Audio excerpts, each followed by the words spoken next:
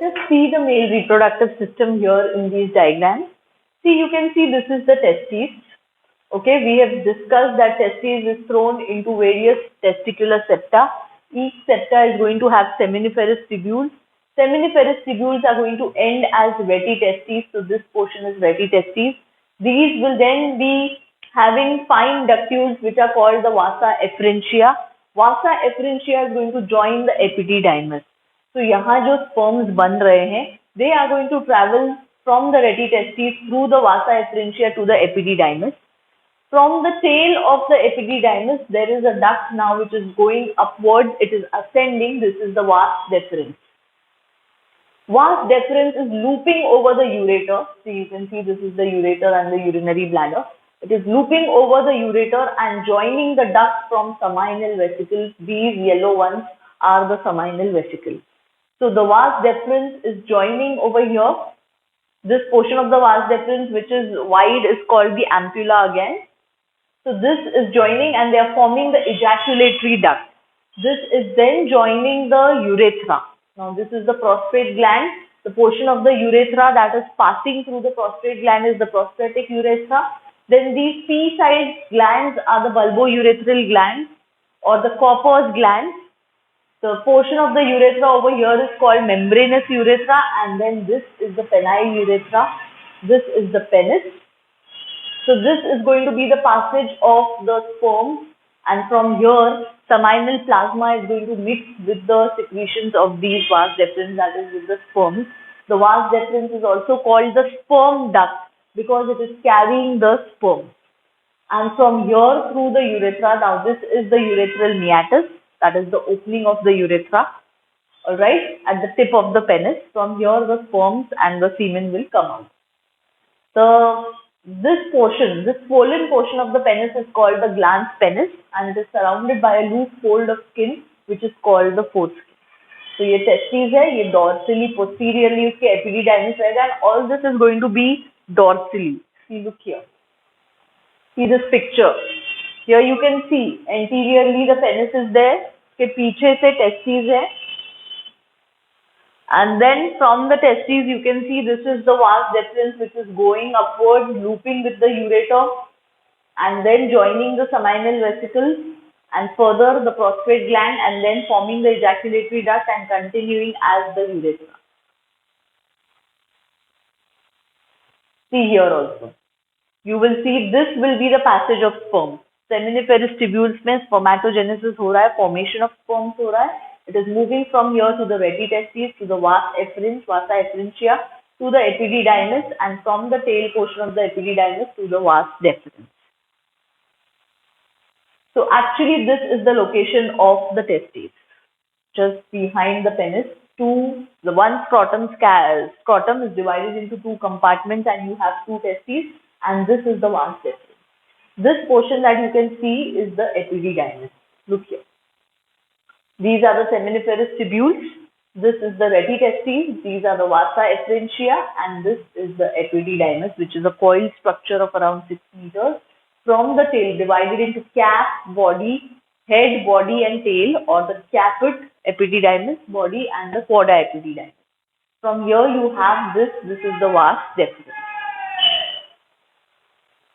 तो यही structure यहाँ पे बताया है. If we are seeing the longitudinal section of the testes, you will be seeing all these structures.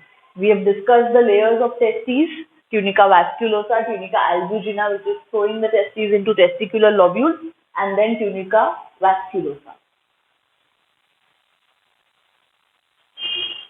So this is the picture again, which is given in your NCERT textbook. Here you can see the penis. Now you know the structure, urethra that is passing through the penis is penile urethra. You know this glans penis.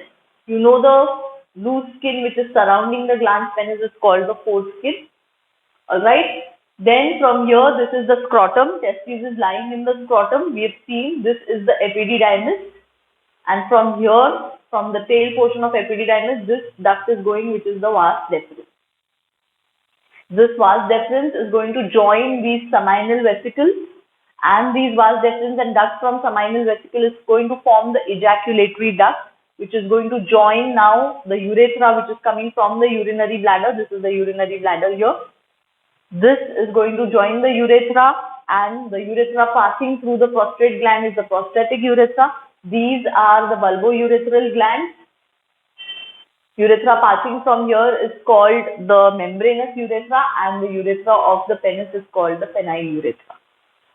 Right? Look here. We have seen all these structures. Tunica vaginalis ka parietal layer, uska visceral layer. Then tunica albugina, it is throwing the testes into testicular lobules into compartments. Each compartment is going to have 1 to 3 seminiferous tubules.